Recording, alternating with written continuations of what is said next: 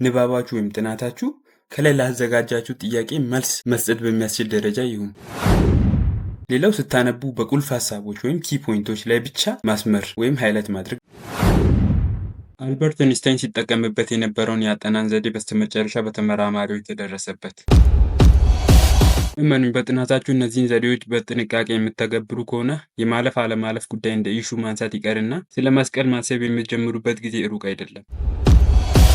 እንደ አልበርት አይንስታይን የመጠቀ ጭንቅላት ባለቤት መሆን ባይቻል እንኳን የባቻችሁ ሰቃይ የመሆን እድል በእጃችሁ እንዳለ ስንቶቻችሁ ታውቃላችሁ? ይህንን ቪዲዮ እስከ መጨረሻው የምትከታተሉ ከሆነ እስካሁን ሚስጥሩን ባለማወቃችሁ የምትቆጩበትን አይነት መረጃ ታገኙበታላችሁ። አይኪው ቡስት ከማድረጊያ መንገዶች አንዱ ጥናት ነው። ታዲያ ትክክለኛው የአጠናን ዘዴ የትኛው ነው? እጅግ የተመሰከረለትና ለአተገባበር በጣም ቀላል እና ምቹ፣ በየትኛውም ደረጃ ያለ ተማሪ በቀላሉ ሊተገብረው የሚችለው የአጠናን ዘዴ SQ3R ሜተድ በመባል ይታወቃል። በእርግጥ አብሮኝ የተማሩ ልጆች ያውቃሉ። እኔ ለማትሪክም ሆነ ለኢንተራንስ ሳጠና እንዲሁም በካምፓስ ላይፍ ቸካይ ከሚባሉ ልጆች ተርታ የምመደብ አይነት ሰው አልነበርኩም። ነገር ግን በአንጻሩ የተሻለ የሚባል ውጤት ይዤ ለመመረቅ ችያለሁ። ሁልጊዜም ጥሩ ውጤት ለማምጣት ችከላ ማብዛት ብቻውን ዋስትና ሊሆን አይችልም። ሰምታችሁ ይሆናል አንዳንዴ በችከላ ብዛት የት ይደርሳሉ የተባሉ ልጆች ማለፊያ ነጥብ እንኳን ማምጣት ተስኗቸው ሲወድቁ። ዋናው ችግር ምን መሰላችሁ? ትክክለኛ የአጠናን ዘዴ ያለመከተል ላይ ነው። የኔ ባክግራውንድ ስታቲስቲክስ ሲሆን አሁን ላይ በፋይናንሻል ሴክተር ተቀጥሬ እየሰራሁ እገኛለሁ። እንደሚታወቀው ስታቲስቲክስ ከባድ ከሚባሉ ዲፓርትመንቶች ግንባር ቀደሙ እንደሆነ ምንም ጥርጥር የለውም። ታዲያ ይህንን ቻሌንጂንግ ዲፓርትመንት በስኬት ለመወጣት ከፈጣሪ በታች ካገዙኝ ዘዴዎች መካከል አንዱ የሆነውን ይህንን የአጠናን ዘዴ ዘርዘር አድርገን እንመልከተው። ሰላም እንደምንቆያችሁ ውድ የበረከት ቲዩብ ቻናል ተከታታዮች፣ በዛሬ ቪዲዮ በመግቢያ ላይ እንደገለጽኩላችሁ ለተማሪዎች የሚሆኑ ወሳኝ ኮንቴንት ይዤላችሁ መጥቻለሁ። የዚህ ቻናል ተከታይ መሆን ከባድ ነገሮችን ቀለል አድርጋችሁ የምታልፉበትን መፍትሄና ገንቢ ኢንሳይቶችን በቀላሉ የምታገኙበትና አትራፊ የምትሆኑበት ይሆናል። በመሆኑም ለቻናሉ አዲስ የሆናችሁ ቻናሉን ሰብስክራይብ እንድታደርጉ ሰብስክሪፕሽን ሊንኩን በስተግራ አስቀምጬላችኋለሁ። ስለዚህ ይህን ቪዲዮ እየተከታተላችሁ ያላችሁ ሁላችሁም ሰብስክራይብ ያደረጋችሁ ድጋፋችሁን እንድትገልጹልኝ በትህትና ጠይቃለሁ። እንዲሁም ይህ ቪዲዮ ለብዙዎች እንዲደርስ ላይክ እና ሼር አድርጉ። እንዲህ አይነት ቪዲዮ ስሰራ ቶሎ እንዲደርሳችሁ የደውል ምልክቷን ኦን ማድረጋችሁን እንዳትረሱ። አሁን ላይ አብዛኛው ጎበዝ የሚባሉ ልጆች እየተጠቀሙ የሚገኙት ነገር ግን ለመናገር ፈቃደኛ የማይሆኑት አንድ የአጠናን ዘዴ አለ። እሱም SQ3R ሜተድ ይባላል። ይህንን የአጠናን ዘዴ ለመጀመሪያ ጊዜ ያስተዋወቀው ሰው ፍራንሲስ ሮቢንሰን የተባለ ሳይኮሎጂስት ነው።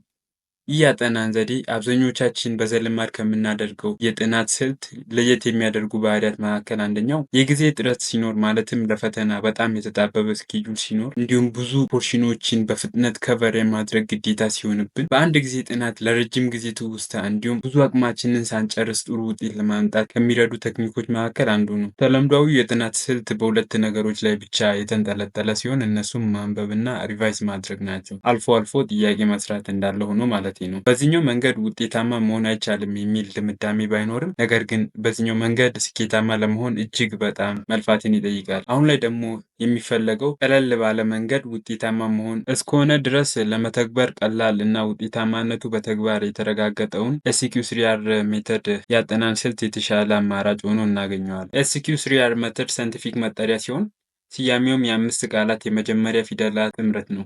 እነሱም S ሰርቬይ፣ Q ኩዌስችን፣ 3R's ሲተነተኑ ሪድ፣ ሪቪው እና ሪሳይት ይባላል። እስኪ እያንዳንዳቸውን ዘርዘር አድርገን እንመልከታቸው።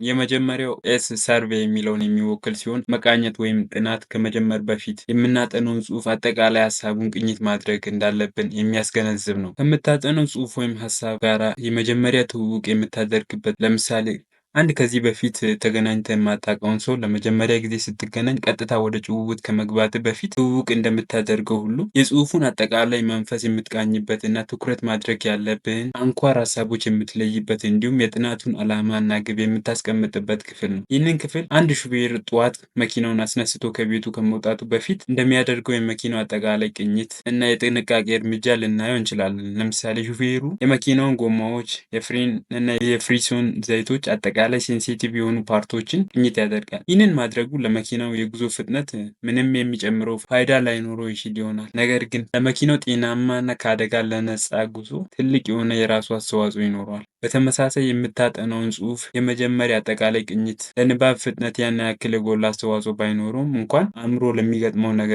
ቅድመ ዝግጅት እንዲያደርግ አለርት እንደ መስጠት ይቆጠራል። እንዲሁም የጽሑፉን መንፈስ እንደ አጠቃላይ ተረድተን ጥናት እንድንጀምር ያግዘናል። ቅኝት ስናደርግ በሚከተሉት መልኩ ማድረግ ይቻላል። የመጀመሪያው ርዕሱን ማንበብ። ይህንን ስናደርግ አእምሯችን ስለምን ጉዳይ ልናጠና እንደሆነ በመገንዘብ ቅድመ ዝግጅት እንዲያደርግ ለአእምሮ የሚሰጥ የማንቂያ ደውል ነው። በመቀጠልም የጽሑፉን መግቢያ ማለትም ኢንትሮዳክሽን ማንበብ ጽሑፉ ስለምን ጉዳይ እንደሚያብራራ ለመረዳት እና የጽሑፉ ቁልፍ ሀሳቦች ላይ ብቻ ትኩረት የማድረግ እድል እንድናገኝ ያግዘናል። እንዲሁም ወደ ዝርዝሩ ከመሻገራችን በፊት የአንድ ቶፒክ ወይም ሳብ ቶፒክ ርዕሱን በማንበብ ዝርዝሩ ስለምን ሊያወራ እንደሚችል ቀድሞ ለአእምሮ መረጃ መስጠት። ቀጥለን በጽሑፉ ውስጥ የተካተቱ ቻርቶችን፣ ዳያግራሞችን፣ ማፖችን በመመልከት ስለምን ጉዳይ እንደሚያወሩና ምን አይነት መልእክት ለማስተላለፍ እንደተቀመጡ ለማወቅ መሞከር የአጠቃላይ የጽሑፉን መንፈስ እንድንረዳው ያግዘናል።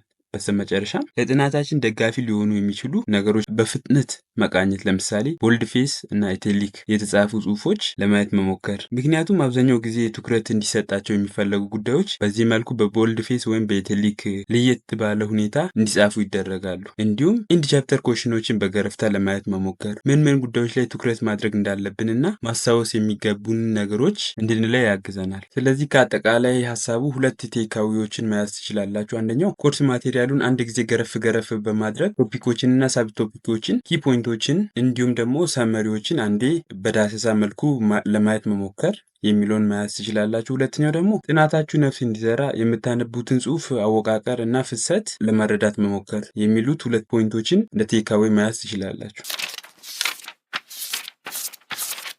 ወደ ሁለተኛው ፔጅ እንሻገር። ፔጅ 2 ላይ ኪው ወይም ኩዌስችን የምትለውን ጥያቄ መፍጠር እንዳለብን የምታስታውሰውን ክፍል እንመልከት። ንባብ ከመጀመራችን አስቀድመን በጥያቄ መጀመር የጽሑፉን ሀሳብ እንዲዋሃደንና ትኩረታችንን ለመሰብሰብ እድል እንድናገኝ ያግዘናል። በምናጠናው ጽሑፍ ውስጥ ያሉትን እያንዳንዱን ቶፒኮችንና ሰብ ቶፒኮችን መመለስ ወደምንችላቸው ቀለል ወዳሉ ጥያቄዎች መቀየር። ጥሩ ጥያቄ የምናዘጋጅ ከሆነ ጽሑፉን በተሻለ መልኩ እንድንረዳው እድል እናገኛለን። አእምሯችን ለጥያቄ መልስ ለማግኘት ሲሞክር ይበልጥ በጽሑፉ ላይ ትኩረት የማድረግ እድል ያገኛል ማለት። ስለዚህ በአጭሩ በዚህኛው ክፍል ማድረግ ያለባችሁ እና የሌለባችሁ ነገሮች እስኪ እንመልከታቸው።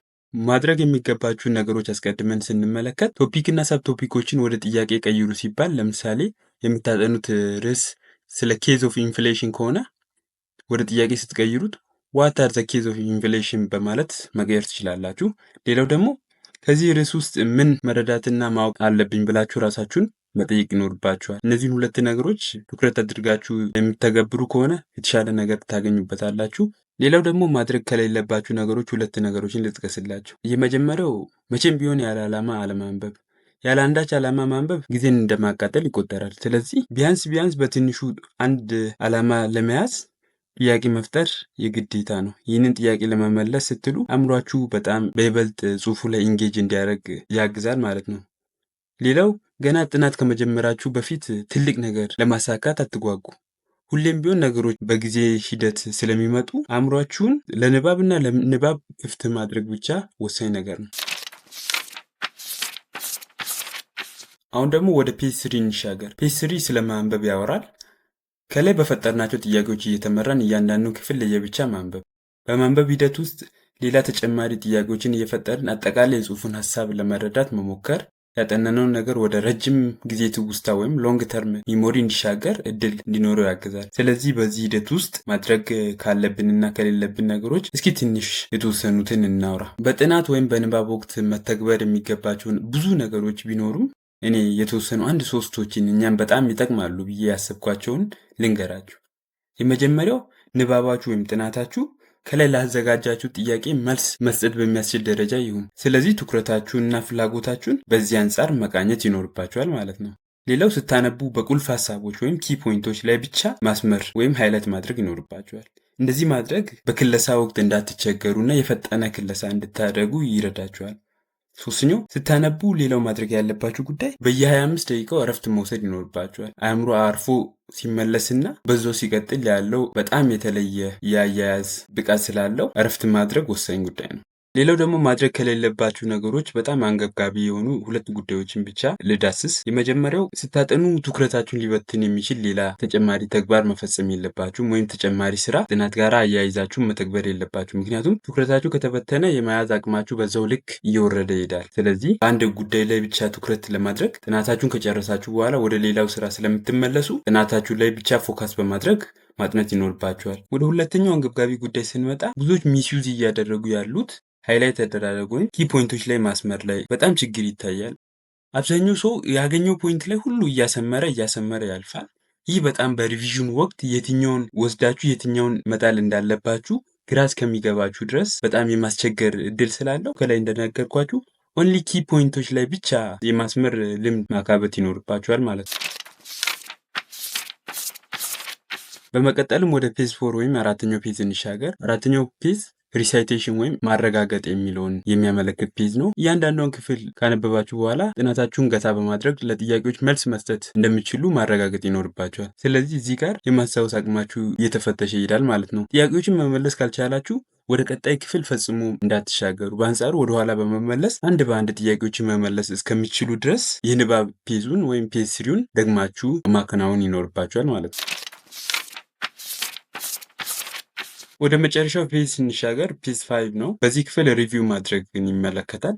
ከላይ የተጠቀሱትን አራቱን ፔዝ በትክክል እንደጨረሳችሁ እርግጠኛ ስትሆኑ ቀጥላችሁ ርዕሱ ወደ ፈጠራችሁ ጥያቄ በመሄድ መልስ መስጠት ትጀምራላችሁ ማለት ነው። በዚህ ፔዝ ላይ ያለው ኤክስፔክቴሽን ቢያንስ ሁሉንም ጥያቄዎች መመለስ ይኖርባችኋል። ነገር ግን እንደ አጋጣሚ ሆኖ መመለስ ካልቻላችሁ ምንም መጨነቅ አይኖርባችሁም። ወደኋላ በመመለስ ሪቫይዝ በማድረግ ትውስታችሁን ሪፍሬሽ ማድረግ ትችላላችሁ። የጥናታቸውን አብዛኛውን ሰዓት በሪሳይቴሽን እና ሪቪው ላይ የሚያሳልፉ ሰዎች በአንጻሩ በሪዲንግ ከሚያሳልፉ ሰዎች የተሻለ ውጤት እንደሚያመጡ በጥናቱ ተደርሶበታል።